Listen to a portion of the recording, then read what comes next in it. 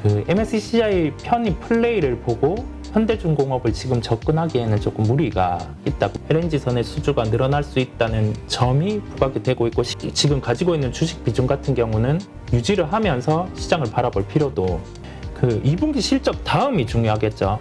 네, 그 다음에 톤을 저희가 보고 나서 대응을 해도 늦지 않은 구간이겠고. 지금 조선주 흐름 어떻습니까? 현대중공업이 MSCI 지수 편입되면서 상당히 좀 좋은 흐름을 보였었잖아요. 네네. 그 다음에 이제 어떻게 될 것이냐. 과거의 다른 데이터를 보면은 네. 그 다음에 전부 급락으로 이어졌던 경우들이 많아서. 네, 그렇습니다. 네네. MSCI에 대한 플레이 자체가 아주 심플하게 기존에 뭐 편입에 대한 가능성이 있을 때 주가를 매수했다가 통상 이제 뭐 편입한 이틀 전 이러한 플레이가 가장 클리어했었거든요. 근데 현대중공업은 이번엔 또 한 템포가 더 빨랐습니다. 아, 그래요? 네, 미리 이 부분에 대해서 뭐 지수의 편입의 기준이 해당이 됐다 보니 이 플레이들이 이제 점점 더 빨라지더라고요. 그렇다 보니 주가는 선행해서 상승을 했고, 미리 뭐 패시브와 관련된 자금들도 일부씩 유입되면서 그러한 영향이 있다가 주가가 그 뒤에 뭐 편입과 관련해서 확정 이전부터 하락을 했었거든요. 13일, 그 다음에 뭐 발표일이 13일이었고 유효일이 31일이었는데 이 구간까지 주가가 계속 하락을 하다가 지금 편입일 이후에 일부 상승을 해 있는데, 그 MSCI 편입 플레이를 보고 현대중공업을 지금 접근하기에는 조금 무리가 있다고 보입니다. 다만 이게 뭐 모멘텀이었잖아요. 현대중공업 그렇죠. 같은 경우도 그 MSCI 같은 경우가 있었지만은 논외로 뭐 카타르에 대한 뭐 LNG 선에 그러한 뭐 선박의 가격이 또 어떻게 될지 그 부분이 고려가 돼서 모멘텀이 좀 부각이 된 것 같은데, 밸류에이션으로 좀 여타 기업 비해서는 비싼 측면이 있다 보니 저희가 조금은 플레이하기에는 부담스럽다는 결론이겠습니다. 그러면 이거 단기적인 어떤 이슈로 봐야 돼요? 아니면, 왜냐하면 조선주에 대해서 워낙 긍정적으로, 중장기적으로 네. 긍정적으로 보시는 분들이 있어서 이렇게 좀 흔들릴 때 오히려 매수를 해야 되는 것이냐? 아니면 지금 또 부정적인 얘기도 있잖아요. 일부 후판 가격에 대한 부담, 뭐 네. 여러 가지 것들. 네. 어떻게 봐야 돼요? 단기적인 사이클로는 좋을 겁니다. LNG선 같은 경우는 지금 에너지적인 측면에서도 저희가 부각이 되고 있잖아요. 러시아, 우크라이나 이슈로 촉발된 부분. 근데 유럽과 미국 같은 국가, 이 국경을 연결하기에는 소위 말해서 강간의 파이프로 연결할 수 없는 국경의 부분이 있다 보니 뭐 이 부분에 대한 모멘텀으로 LNG선의 수주가 늘어날 수 있다는 점이 부각이 되고 있고, 실제적으로 발주도 그 해외 측면에서 나타나고 있는 구간이기는 합니다. 근데 이게 올해의 주가는 좋을 수 있다고 뭐 단언할 수는 있겠는데요. 이 LNG에서 지금 또 에너지의 변화가 나타나고 있는 구간이다 보니 이 사이클이 예전처럼 빅 사이클로 가서 LNG의 호황을 통해서 몇 년의 주가가 좋아진다, 이렇게 예단하기는 힘들 것 같습니다. 왜냐하면 지금 뭐 저희가 에너지의 패권 측면에서 넘어가고 있는 테크트리가 이제 석탄에서 단계적으로 넘어왔고, LNG도 이제 단계적으로 배제가 되는 구간에 돌입을 했다 보니 저희가 그런 점을 감안을 했을 때는 뭐 이게 장기의 빅사이클이 돌입했다 라고 하기에는 무리겠고요. 다만 올해 같은 경우 이 발주 같은 경우가 뭐 밀려서 들어올 수 있는 요인이 있다 보니 주가적인 측면에서는 좋을 수 있겠습니다. 네. 알겠습니다. 하여튼 너무 좋다 할 때 네네. 그때가 팔아야 될 때인 것 네, 같기도 네, 해요. 그렇습니다. 리서치 뭐 여러 가지 그 증권사에서 리포트들로 네. 여러 가지, 그럼 논리를 보면 다 맞아요. 네, 그렇죠? 네. 그리고 여러 가지 월봉상으로 보더라도 전고점에 비하면 지금 상당히 낮은 가격대고 네. 다시 이게 회복이 된다 그러면 엄청난 사이클이 있는 것 같기도 하고. 네. 근데 지나고 보면 이럴 때가 매도의 순간. 맞습니다. 이게 그 산업의 사이클상 논리는 맞아도 주가가 먼저 반응하고 그 주가 자체는 모든 걸 반영을 하잖아요. 네. 최근에 경기라는 불확실성이 존재하다 보니까 주도 업종이었던 부분, 소위 말해서 뭐 기판 산업 같은 경우도 제가 뭐 2주 전에 제 방송을 할 때 뭐 기판 산업 같은 경우는 긍정적으로 말씀을 드렸었는데, 이 톤이 저번 주죠. 저번 주 시장에서 바로 꺾이고 시장에서 반응 자체는 이게 또 갈렸었어요. 소위 말해서 올해 예상 실적이 이 정도인데 지금 하락해서 밸류에이션 단으로 또 하단으로 가는데 사야 되는 거지 않냐. 근데 거기에 대해서는 또 반대거든요. 왜냐하면 이게 그 주가가 말해주는 구간이다 보니까 여기에서 뭐 지금 밸류가 싸서 받고 당장 이거를 말하기보다 뭐 같은 논리로 가는 것 같습니다. 후성의 주가라 분명히 이 부분 1분기 실적 좋았고 다음 분기 좋을 수 있는 요인인데 데이터가 꺾이니까 반응을 했고 그다음에 기판 같은 경우도 분명히 2분기도 숫자는 좋아지는데 이 데이터 같은 경우가 또 예상보다 뭐 전방에서 지금 피크를 친 것 같다 했는데 주가가 먼저 밀릴 때는 일단은 저희가 줄이든지 하든지 그런 플레이를 하고 나서 이게 그 모멘텀이 바뀔 수 있는 요소가 생겼을 때 주가 같은 경우 뭐 소위 말해서 비용을 더 주더라도 그때 진입한 게 낫거든요. 그렇다 보니 그 점을 감안해야 될 것 같고 좋은 말씀 해주셨는데 산업이 좋다고 할 때 꼭 그런 뭐 고점 징후가 나오다 보니 특히 요즘 같은 시장은 그런 고점 징후가 당장 내일 나올 수도 있다는 점을 저희가 늘 기억을 해야 될 것 같습니다. 네. 그러니까 이게 아무래도 우리가 참 사실 예측한다는 게 쉽지 않죠. 네네. 그러니까 아무래도 자꾸 후행적으로 네. 오르고 나면은 우리가 생각해보고 네, 그렇습니다. 하락하게 되면은 또 그거에 대해서 이유 분석하면서 또 이야기를 하게 되고 네네. 이러다 보니까 사실 이게 한 발 앞서서 이렇게 좋은 방향으로 선도한다는 게 참 어려워요. 투자자들을 끌고 간다는 게.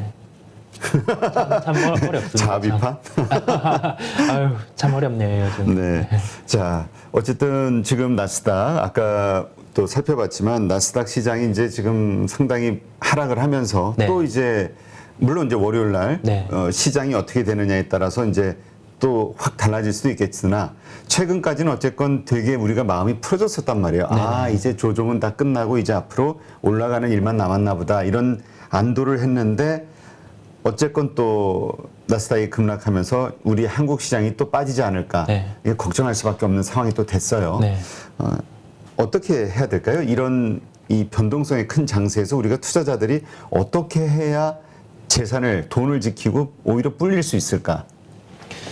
첫 번째로 가장 뭐 시장에서 우려하는 점이 모르겠다라는 점인 것 같습니다. 왜냐하면 기존의 뭐 지표 같은 경우의 반응이 뭐 특정 지표, 뭐 고용이 좋았을 때 경기가 좋았다고 하면은 이 부분에 대해서 환호를 해서 뭐 상승하는 소위 말해서 교과서적인 하나의 그런 패턴, 논리가 있었다고 하면은 지금은 그게 통하지 않는 장이다 보니 모르겠다라는 게 가장 뭐 두려움이 반영이 되는 것 같고요. 근데 시장 참여자들은 이 모르겠다를, 모르면은 끝이냐? 당연히 이게 끝이 안 나죠. 저희는 가능성, 수익에 가장 가까운 가능성을 찾아서 여기에 대해서 대응을 해야 되거든요. 그런 점을 감안을 했을 때 지금 뭐 기존에 말한 지수 하단의 레벨단의 플레이에 대한 변화는 없습니다. 왜냐하면 새로운 그러한 모멘텀이 시장에서 부각된 것도 아니고 저희에 대한 뭐 우리나라에 대한 그런 실적에 대한 변화 그 부분은 아직 그 뚜렷하게 나타나지 않고 있는 구간이기 때문에 지수 뭐 2,550, 2,600 이러한 구간에서는 충분히 매수에 대한 플레이가 필요하겠고요. 그다음에 그 보유하고 있는 종목들 상당히 뭐 트레이딩에 대해서도 힘든 구간이 많잖아요. 뭐 과대낙폭 종목들도 반등이 나왔다가 다시금 이게 레벨이 다운될지 그러한 여부에 대해서 지금 생각을 해볼 수 있겠는데 한 번에 지수 레벨 다운이 크게 없다고 하면은 과대낙폭 종목도 여기에서 주가에 한 번 더 레벨 다운은 있을 가능성이 상당히 낮습니다. 그렇다 보니 뭐 주가 같은 경우 여기에서 막 다 비우고 그다음에 다시 밑에서 채우겠다 이런 점보다 그냥 현재 구간 자체에서는 뭐 지금 가지고 있는 주식 비중 같은 경우는 유지를 하면서 시장을 바라볼 필요도 있다는 결론이겠습니다. 근데 참 그 확신이 있으면 네.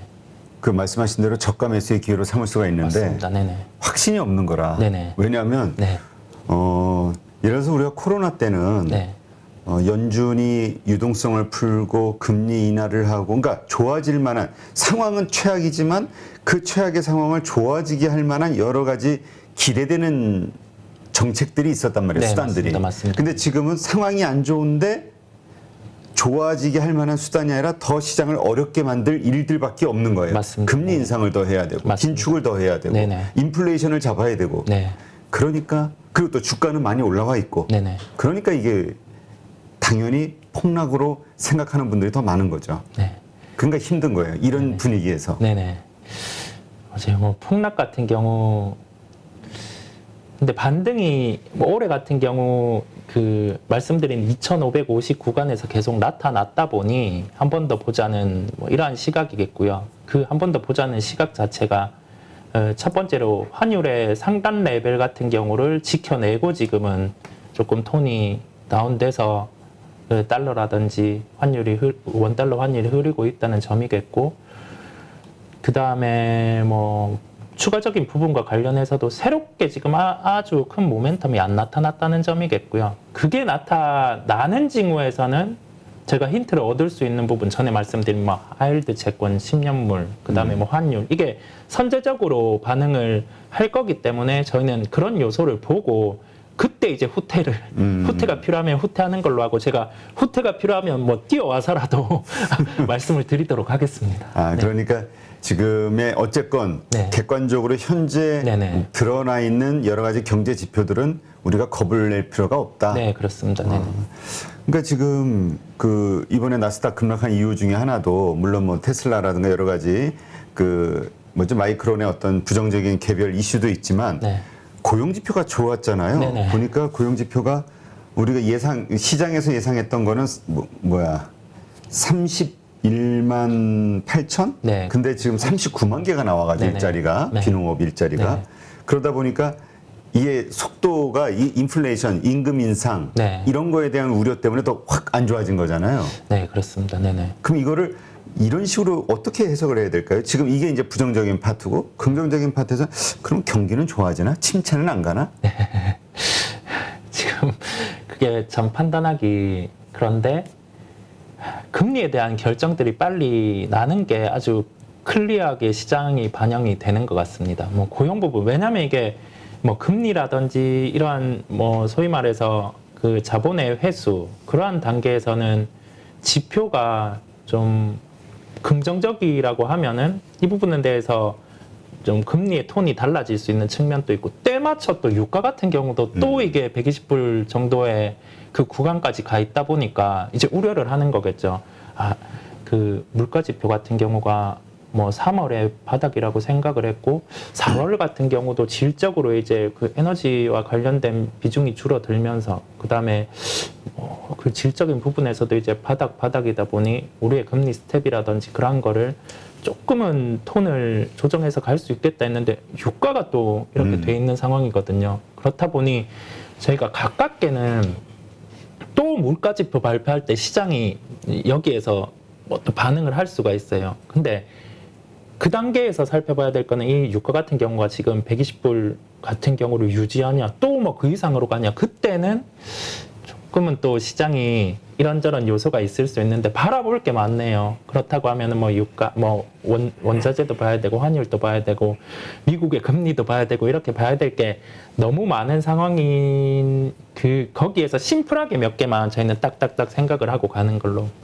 정리를 하자. 네. 그러니까 너무 우리가 지금 그 시장을 흔들게 만드는 요소가 자꾸 늘어나다 보니까 네, 그렇습니다. 아니 처음에는 우리가 미국 나스닥만 보다가 네, 맞습니다. 갑자기 금리를 보다가 네, 맞습니다. 네네. 그 다음에 또 뭡니까 그 하일드 네네, 지표를 그렇습니다. 보다가 중국을 보다가 네네. 우크라이나를 보고 러시아를 보고 네. EU를 봐야 되고 그러니까 이게 너무 정보가 많아서 네. 지치는 거예요. 네, 맞습니다. 네네.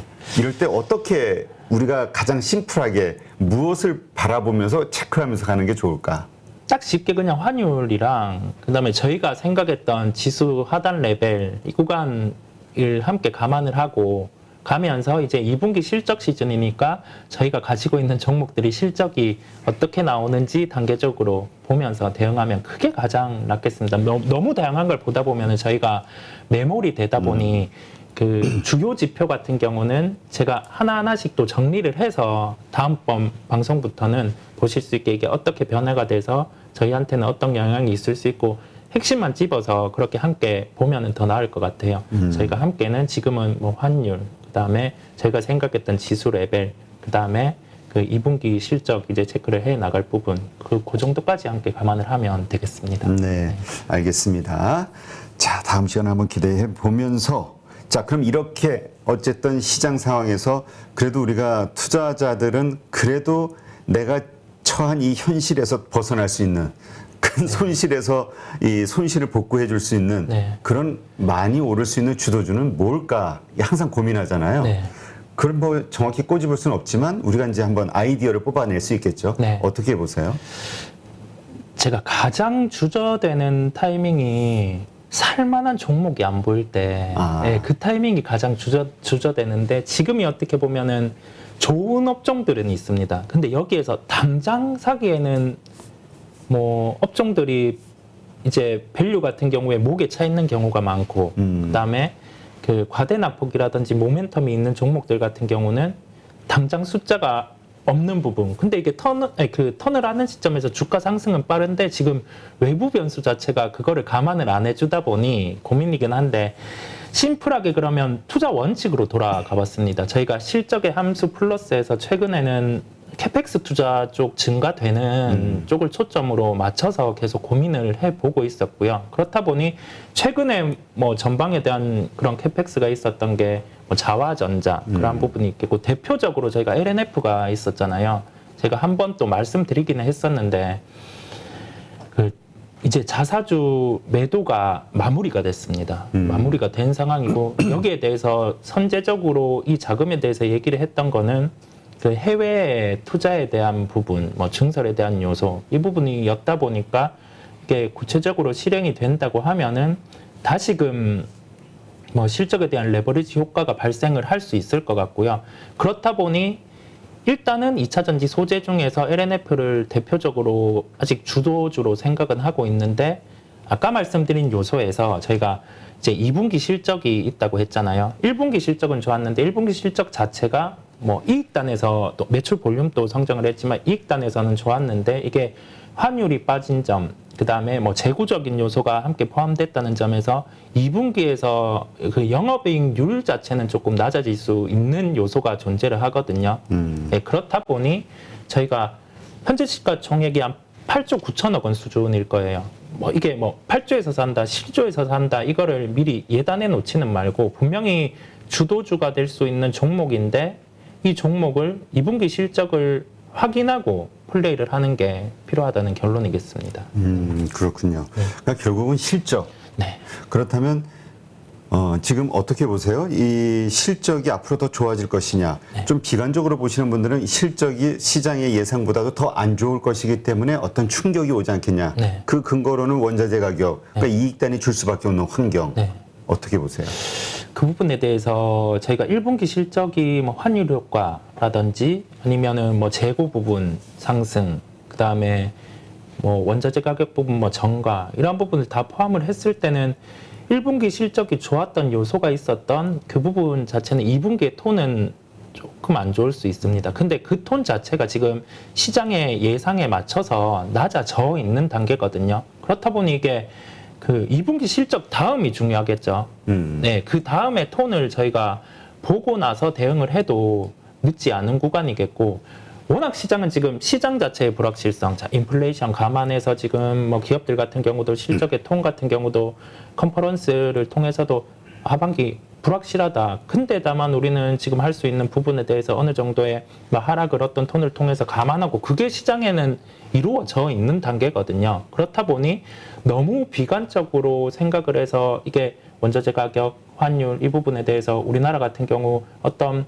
뭐 문제 요인이 돼서 주가가 하락할 수 있지 않을까라는 가정을 세우고 시장을 바라보면 이게 좀 비관적인 측면에 매몰될 수 있기 때문에 그러한 측면에 아직 당장 벌어질 수 있는 트리거 요인이 발생하지 않은 국면이다 보니 저희는 그 점에 대해서 미리 그렇게 해서 뭐 주식을 다 비우거나 뭐 그런 플레이를 하기보다는 뭐 반영된 시장 안에서 지금은 조금 더 누려보면서 대응을 할 필요가 있다는 결론이겠습니다. 네, 알겠습니다. 하여튼 지금 어떻게 해서든 그 뭐라 그럴까요? 이 어려운 환경 하에서도 뭐 투자자의 입장에서는 수익을 쫓을 수밖에 없으니까 그렇습니다. 네. 네, 여러 가지 각도에서 한번 고민하는 시간을 가져봤는데요.